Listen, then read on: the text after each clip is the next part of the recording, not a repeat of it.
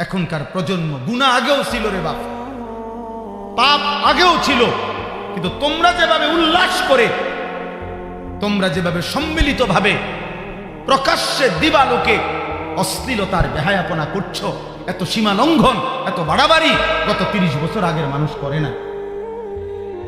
বিড়ি আগেও খাইছে মানুষে, গালিগালাজ আগেও করছে, নাটক সিনেমা মানুষে আগেও দেখছে, ওগুলো পাপ। কিন্তু হতে পারে কোন চাচা গত 40 বছর লাগাইয়া যা টেলিভিশন দেখছে, তুমি 3 রাইতে তার চেয়ে বেশি দেখা দিছো। তুমি বাড়াবাড়ি করতেছ, তোমরা বাড়াবাড়ি করছ, তোমরা গুনার আস্বাদন করতেছ, তোমরা গুনাহ নিয়ে প্রতিযোগিতা করছ। এটা ভালো হবে না, এটা ভালো হবে না। আমি কোনো দল বুঝি না, আমার কোনো দলও নাই, বুঝিও কমেডি, কিন্তু আমি বুঝি তোমরা নিজের বিপদ নিজে টেনে আনতেছ, নিজের মুসিবত। নওজোয়ান কেউ অহংকার করা ঠিক না রে বাবা, তোমরা বাড়াবাড়ি করছো ছেলেরা। প্রিয় যুবক, তোমরা বেশি বাড়াবাড়ি করতেছ। তোমাগো বাপ চাচারা মনে করছে তোমরা দুষ্টামি করো। না রে বাপ, আমরা জানি তোমরা দুষ্টামি না রে।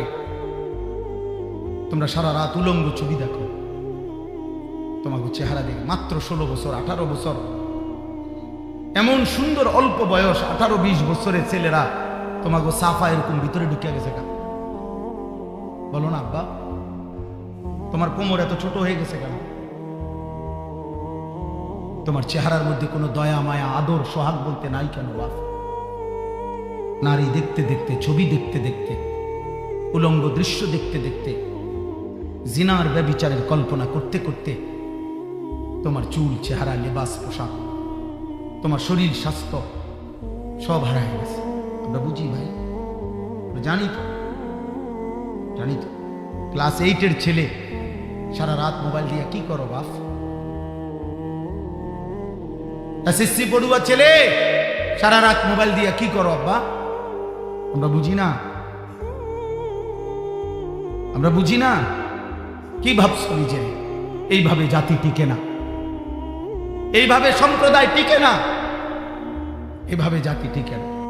4টা জিনিস তুম করে পাগল বানায় এনেছে কিশোর নওজোয়ান। একটা মোবাইল, 2 একটা মোটরসাইকেল, 3 একটা হারাম অসৎ চরিত্রহীন মেয়ে যার সাথে তোমার হারাম সম্পর্ক, 4 কিছু অসৎ বন্ধুর আড্ডা। তোমরা মনে করছে এই 4টার মধ্যে সফলতা সুখ? একটা মোবাইল পাইছো, একটা মোটরসাইকেল, একটা অসভ্য চরিত্রহীন মেয়ে, লম্পট মেয়ে, আর কিছু অসৎ বন্ধু। বিকাল 3টা থেকে রাত 11টা পর্যন্ত আড্ডা দিছ। 8 ঘন্টায় আসর, মাগরিব, এশা 3 ওয়াক্ত নামাজের আজান হয়েছে, কিন্তু বন্ধু নামের শয়তান একবারও তোমারে বলে নাই কিরে দোস্ত নামাজ পড়বি না? কিরে দোস্ত আমিও মুসলমান, তুইও মুসলমান। আমি পরিষ্কার বলি দোস্ত, রাত অনেক হয়েছে, আমি আর দেরি করছি।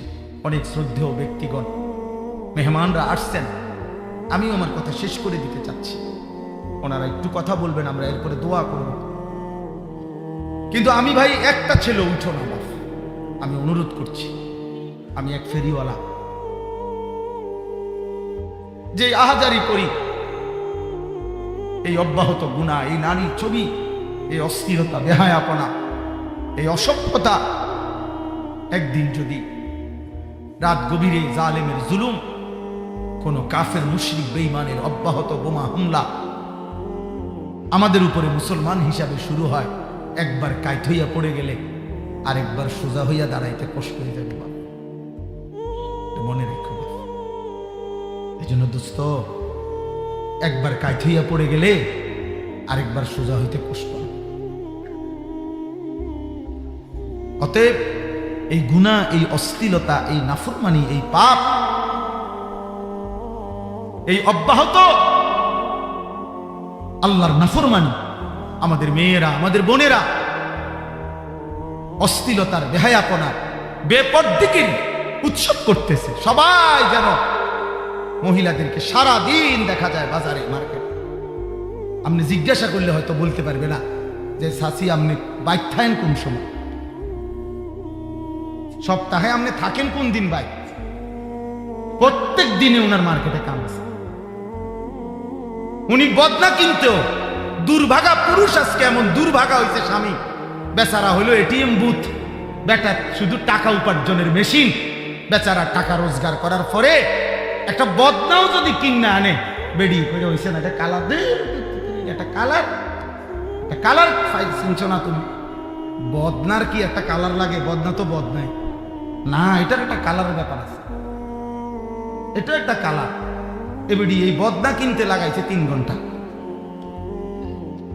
কালার মিললে রং মিলে না, রং মিললে কালার মিলে না, বুঝেন না কথাটা? সাইজে মিললে লম্বায় হয় না, লম্বায় হলে সাইজে হয় না। ফাইজলামি আর কি। আসল কথা হইল কি?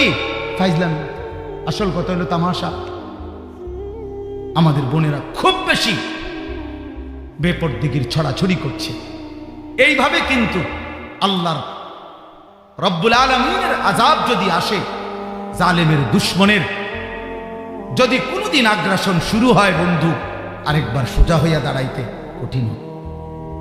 আমি বললাম একটা ছেলে হলো, মনে রেখো, যদি কোনোদিন জালেমের জুলুম, যদি কোনোদিন দুশমনের হামলা আমাদের উপরে হয়, প্রিয় ভাই, আল্লাহর আযাব যদি আসে, ঘুরে দাঁড়াইতে কষ্ট হয়ে যাবে। তোমরা নষ্ট হইও না, তোমরা চরিত্রহীন হইও না। আল্লাহকে সেজদা দাও, মালিকের গোলামি করো, সেজদাতে ইজ্জত আছে। আল্লাহ বলছে, বান্দা তুমি মাথা নোয়াই দিবা নিচে, আমি টেনে তোমার নিয়ে আসবো জান্নাতে। দেও বান্দা, তুমি ছোট হয়ে যাও, তুমি মাথা নুয়ে দাও, তুমি কপালে সেজদা লাগাও, আমি আল্লাহ ওয়াদা দিলাম, আমি তোমার জান্নাতুল ফিরদাউস দিয়ে দেব। আমার সামনে ছোট হবা না তো বান্দা, কার সামনে ছোট হবা? আমার সেজদা দিবা না তো বান্দা, কার সেজদা? এত বড় অহংকারী কেমনে হইলা বান্দা? মা গাররাকা বিরাব্বিকাল কারীম। আল্লাহ বলছে, আমার মতো দয়ালু মাওলা থেকে কে তোমারে ধোঁকা দিল বান্দা? কেন এই বোকামি করলো? কি করছো বান্দা? আমি কি তোমার জন্য কিছুই করি নাই? আলাম নাজআলিল আরদা মিহাদা ওয়াল জিবালা আওতাদা ওয়া খালাকনাকুম আজওয়াজা ওয়া জাআলনা নাওমাকুম সুবাতা। আল্লাহ বলছে, পাহাড় আমি বসাইছি, জমিন আমি বিছাইছি, তোমাদেরকে জোড়ায় জোড়ায় আমি সৃষ্টি করেছি, চোখের ঘুম আমি এনে দিয়েছি, অন্ধকারের কালো চাদর দিয়ে রাত আমি ঢেকে দিয়েছি, আলোকিত সূর্য দিয়ে পৃথিবীতে আমি আলো এনে দিয়ে দিন বানিয়ে দিয়েছি। এ তো সব আমি করছি বান্দা, এত কিছুর বিনিময়ে আমি একটা সেজদা পাবো না? বলো না বা, আরে বলো যুবক, একটা সেজদা মালিক পাবে না? ইনসাফ করো, রহম করো বাপ, নিজের উপরে দয়া করো, নিজের উপরে দয়া করো। তু আগার মেরা নিহি বানতা না বন আপনা তো বন। এই আমার শেষ ওসিয়ত। একটা ছেলেকে বললাম, তু আগার মেরা নিহি বানতা না বন আপনা তো বন। তুমি যদি আমার কোনো উপকার না করো, এই দেশ, এই জাতি, এই সমাজ, এই জনগোষ্ঠী তোমার দ্বারা যদি কোনো উপকৃত নাও হয়, কমপক্ষে নিজের ক্ষতি করো না, নিজের ভালোটা তো করো। নিজেরে নিজে নষ্ট করে দিচ্ছ কেন? নিজেরে নিজে চরিত্রহীন বানাচ্ছ কেন? কোন লম্পটকে তো মানুষ ভদ্র বলে না, কোন হারামখোরকে তো মানুষ ভদ্র বলে না রে বাপ, কোন সুদখোরকে তো মানুষ ভালো বলে না রে বাপ, কোন চরিত্রহীন জেনাকার ব্যভিচারীকে, কোন মদখোর, নেশাখোর, গাঁজাখোর, ফুট্টাখোর, বাবাখোর, ডাইলখোর, হারামখোর, ইয়াবাখোর, এমন নাফরমানকে এই সমাজ মাটির তলে গেলেও তো কোনোদিন ইজ্জত দিবে না রে বেটা। সম্মান করো, নেশা ছাড়ো, মদ ছাড়ো, জুয়া ছাড়ো। আল্লাহর নবী বলছে, বাবাদেরকে বলি, বাবারা, অভিভাবক, সন্তান নেশা করে কিনা খবর রাখে। আল্লাহর নবী বলছে, আমার এটা বলতে ভয় লাগে, লজ্জা লাগে, মানে শরীর কাঁপে। নবীজি বলছে, যে নেশা করে তার একটা বড় সাংঘাতিক কথা বলছে নবী।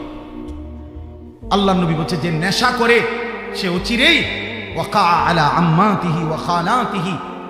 ওফ, নবী বলে, এই নেশাখোর অচিরেই আপন চাচি, মামি, ফুফি, খালা, চাচাতো বোন, মামাতো বোন, ফুফাতো বোন, খালাতো বোন, এই আপন স্বজনের উপরে জেনা করতে উদ্যত হয়। খুলুল্লাহ হাদিস। বুঝলেন হিসাব? এই জন্য নেশাখোর মানে জেনাখোর। যে নেশা করে সে বেবিচার করে। নেশা, জিনা মানে মদ, নারী, গান, বাদ্য, এইটা এক ক্ষতি আনে। এই তিনটা একই ক্ষতি আনে। মানে যেখানে নেশা সেখানে নারী, সেখানে গান, যেখানে নারী সেখানে নেশা। আল্লাহ আমাদেরকে হেফাজত করে। শেষ আমার কথা, আমরা চেষ্টা করব। বলো নওজোয়ান ইনশাআল্লাহ, বলো নওজোয়ান ইনশাআল্লাহ, তুমি পারবা ইনশাআল্লাহ, হিম্মত করো ইনশাআল্লাহ, ফজরের নামাজ পড়বো ইনশাআল্লাহ। বলো কোন নামাজ, বলো কোন নামাজ, আবার বলো, আবার বলো, জোরসে বলো, ফজরের নামাজ ইনশাআল্লাহ। ফজরের নামাজ পড়লে বাকি 4 ওয়াক্ত নামাজের হিম্মত আল্লাহ দান করবে। আল্লাহ আমাদেরকে তৌফিক দান করেন, আল্লাহ আমাদেরকে কবুল করেন। আমি এই একটা আয়াতে শুধু এই কথাটাই আল্লাহ বলছে। আল্লাহ বলছেন, বান্দা আমি তোমাকে ধীরে ধীরে তিল তিল করে সৃষ্টি করে একবার শিশু, একবার যৌবন, একবার বৃদ্ধ আমি বানিয়েছি। আমি মৃত্যু দিয়ে থাকি, আমি হায়াত শেষ করে থাকি। অতএব তোমরা আমাকে বুঝতে চেষ্টা করো বান্দা, আমার হাত থেকে তুমি ছুটতে পারবা না। আমি রাত বানাই, দিন বানাই, আমি শিশু বানাই, আমি যুবক বানাই, আমি বৃদ্ধ বানাই, আমি হায়াত দেই, আমি মৃত্যু দেই, আমার থেকে ছুটতে পারবা না। আল্লাহ বলে, বান্দা সত্য সত্যই একদিন মৃত্যুর যন্ত্রণা আসবে, এবং এই মৃত্যু থেকেই তুমি পলায়ন করতে চেয়েছি। আল্লাহ বলেন, লাকাদ কুনতা ফি গাফলাতিন মিন হাযা, তুমি আখিরাত থেকে বড় বেশি গাফিল ছিলে বান্দা। ফাকাশাফনা আনকা গিতাআকা, আজ মৃত্যুর মাধ্যমে আমি তোমার আখিরাত, কবর থেকেই তোমার জাহান্নাম দেখাই দিলাম, তোমার সামনে খুলে দিলাম। এজন্য প্রত্যেক পাপী, নাফরমান, আল্লাহর অবাধ্য, দুনিয়াটা হারামের মাধ্যমে কাটাইছে। তো মৃত্যুবরণ করলে আল্লাহ তাআলা বলছে, আমি কবরেই তার চোখ খুলে দেব। দুনিয়ায় যখন চোখ খোলা ছিল তখন সে আধা কিলোমিটার দূরেও দেখতো না, কিন্তু আল্লাহ তাআলা বলেন, কবরে যখন আমি চোখ খুলে দেব তখন ওই চোখে বান্দা কবর থেকেই জাহান্নাম পর্যন্ত দেখবে, কবর থেকেই জান্নাতও দেখবে। ইমানদার জান্নাত দেখবে, নাফরমান জাহান্নামের আযাব দেখবে। আর এই ছটফট করতে থাকবে অনন্তকাল পর্যন্ত।